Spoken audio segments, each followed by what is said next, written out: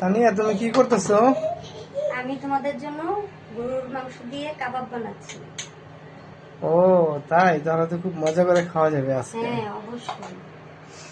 দেখি তোমার কি কি প্রসেসিংটা আমাদের জন্য। এখানে আমি গরম মশলা গুঁড়ো দিয়ে দিলাম 1 চামচ পরিমাণ।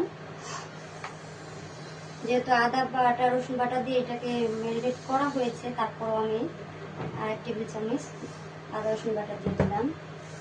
এখানে আমি দিয়ে দিব বেশি করে ধনে পাতা, কাঁচামরিচ কুচি, বেশি করে পেঁয়াজ কুচি এখানে আমি দিয়ে দিব। তারপরে পরিমাণ মতন লবণ দিয়ে দেবো আমি এখানে।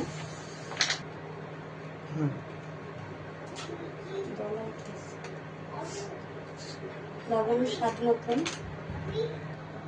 হ্যাঁ দাও। কি কি মরিচ মশলা? গুঁড়ো দিয়ে দিলাম, যেহেতু বাচ্চারা খাবে বেশি ঝাল দিব না। হলুদের গুঁড়ো দিয়ে দিলাম। এখন দিয়ে দিলাম আমি ধনে গুঁড়ো আর গোটা কালি জিরা দিয়ে দিব, কারণ কালি জিরার তেলের উপরে ফ্লেভার আসবে একটা। এখন আমি এটাকে ম্যারিনেট করব।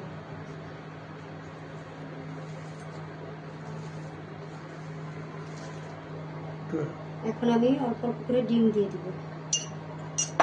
এখন এটাকে আমি